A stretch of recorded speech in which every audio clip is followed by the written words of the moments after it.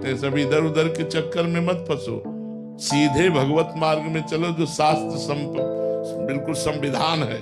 कहीं तुम धोखा नहीं खाओगे। नाम जप करो, ये गलत भोजन छोड़ो। जितने लोग आए हो हमारी, उतने लोग प्रार्थना मान लो, शराब मत पियो, मांस मत खाओ, पराई माता बहनों की तरफ गंदी दृष्टि मत रखो।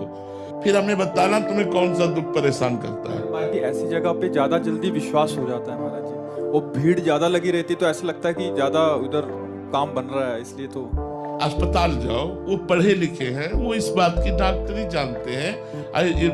हमें ऐसा कहीं विधान नहीं मिला, समझना।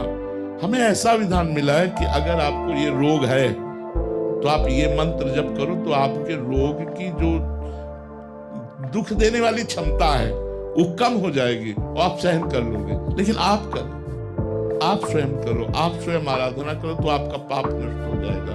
आप स्वयं लगो, आप गंगा नहाओ, आप यमुना स्नान करो, आप शालिग्राम में तुलसी चढ़ाओ, आप भगवान नाम का कीर्तन करो, आपके पाप नष्ट हो जाएंगे। दूसरा करके जो होगा वो पुण्य होगा। पुण्य एक अलग चीज हो गई और स्वयं का अनुष्ठान हमारे पापों का नाश करने वाला बनेगा। इसलिए हमें लगता है बाहरी बातों में न फंसो, नाम जप करो और स्वयं अच्छे से चलो, धर्म से चलो।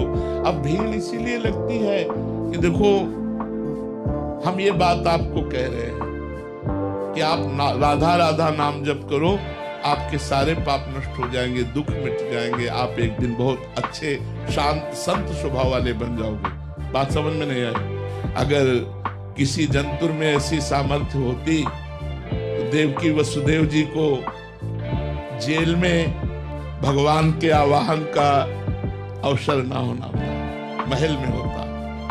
कर्म बंधन से बंधे हुए जैसे साधारण जीव, ऐसे परमात्मा प्रकट हो रहा है और वो कंस के कारागार में। प्रभु स्वयं कंस को तत्काल मार सकते हैं, लेकिन भगवान जा रहे हैं, गोकुल जा रहे हैं। ये लीला देखो, दशरथ जी का वरण, सिया जी का हरण, 14 वर्ष नंगे पैर वनवास, ये सब हमको शिक्षा देता है कि अवश्य में भोक्तव्य।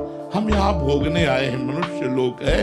हम भगवान का नाम जप करके, तप के द्वारा, दान पुण्य के द्वारा अपने जीवन को उज्जवल बनाए, ना कि इस तरह की भावनाओं में फंसकर हम धोखा पावे।